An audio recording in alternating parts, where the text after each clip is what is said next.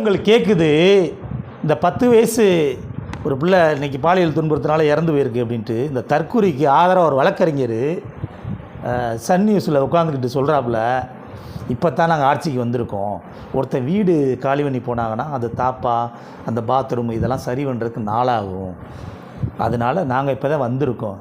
ஏண்டா பாத்ரூமு தாப்பாலையும் பாத்ரூமை சுத்தம் பண்ணுறதும் ஒரு குழந்தைகளை காப்பாற்றுறதும் ஒன்றா?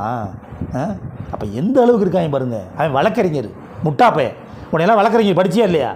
உன் பிள்ளைய கொண்டு கடத்தி கொண்டு பாலியல் பண்ணாங்கன்னா இப்படி தான் சொல்லுவியா? உன் வீட்டில் பொங்கல் பிள்ளை இருக்குன்றீல, உன் பிள்ளைக்கு வந்து அப்படி சொல்லுவியா நீ? விஜய் ஒன்றும் சொல்லாதிய, இப்போ தான் ஆட்சிக்கு வந்திருக்காரு. மானங்கட்ட பயலு நல்லாத்தான் நாதாரித்தனமாக கேட்டாப்புல. இதை பார்க்க வந்து எனக்கு ஆத்திரம் வந்து கேட்குறேன். சன் நியூஸில் இப்போ நான் நேரில் பார்த்துக்கிட்டு இருக்கேன்.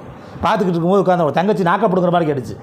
நீ இதெல்லாம் நடக்குதுன்னு தானே வந்த, இந்த சிங்கப்பெண் பெண்ணை புடுங்கு தானே கேட்குது தங்கச்சி. என்ன பண்ணுது? உன் கையில் வச்சுக்கிட்டு சும்மா உனக்கு திருசாக்கு பாதுகாப்பு கொடுக்குதா சிங்கப்பெண்ணு?